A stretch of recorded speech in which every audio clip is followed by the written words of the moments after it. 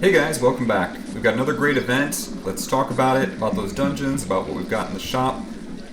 Just a couple things to dive in. I don't think it'll take too long today. First, checking out the dungeons is always one of the fun challenges for each of these events. I would say you probably won't have trouble with any of these. They do escalate in energy and in cost, but not too much of a challenge. I didn't have any trouble getting through these. None of the no healing or anything else that makes some of these much more difficult. So I don't think you'll have any issues there. And one nice thing to note from these, you really only have to do them to get the 3-star for the quests that are associated with completing them. You don't need to run these over and over again, just like some of the other recent events. The other quests that you have to get through, look at a few of them here. Some of these to like find Grove Guardian invaders or others, they'll be found in anything above Chapter 3, I think. So even like the Gold Island or the Celestial Island. Anywhere you run levels, all you have to do is generally just be running them and not quick looting them, and you'll be good to go.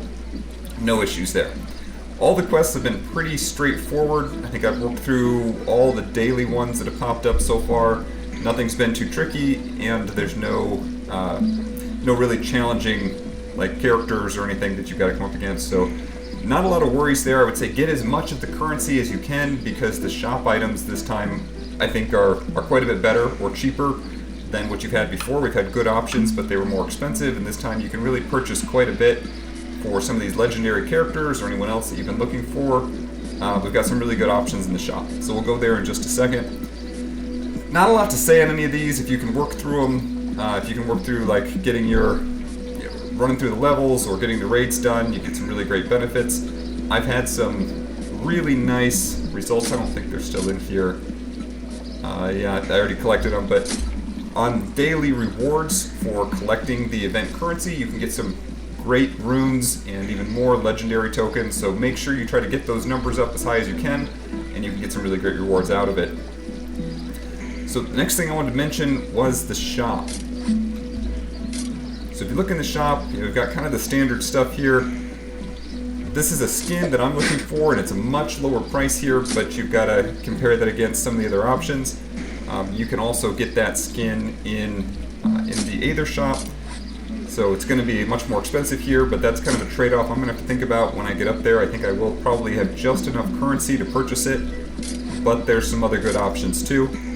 If we look in terms of tokens, or in terms of events and getting hero tokens, there are lots of really good heroes that are a lower cost this time. So instead of, say, 60,000 or 75,000 tokens or event currency, we're down with some of the really good popular heroes, and the meta heroes right now are only 20,000. You only get 5, but still it's a pretty good way to get up to 1-star, 2-star, or just keep adding on to some of the characters you're trying to level up to get to that next star level. So we've got good options here, and if you pop down to like the lower end here, there's still some really good characters.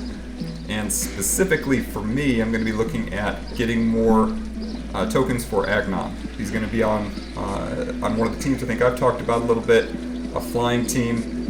This is a really good price. You can see I could get 100 tokens for him and still have plenty of event currency left over. That's very attractive route to go to get some of him, and also some other heroes throughout this as well. So I think that's going to be the trade-off for me. Either that skin for Ulricus or Ulricus tokens and Agnon tokens. I wouldn't worry too much, or I wouldn't focus on some of these. You get really good numbers for loot keys, but this I think is quite expensive for loot keys. So I'd stay away from those, and we don't have any options to buy gems or any heroic rolls anyway. So those are the big things I'll be focused on. I'll try to stay away generally in these from getting the runes. We've got great runes you could purchase here, but we're getting so many high quality runes from the events on their own that I think there's probably not a big reason to spend your event currency that way. Alright, well there's not really that much with this event. It's relatively straightforward. You get a lot of great currency, there's good things to purchase in the shop, and good rewards coming in your mailbox for just your daily limits, hitting certain numbers of event currency per day.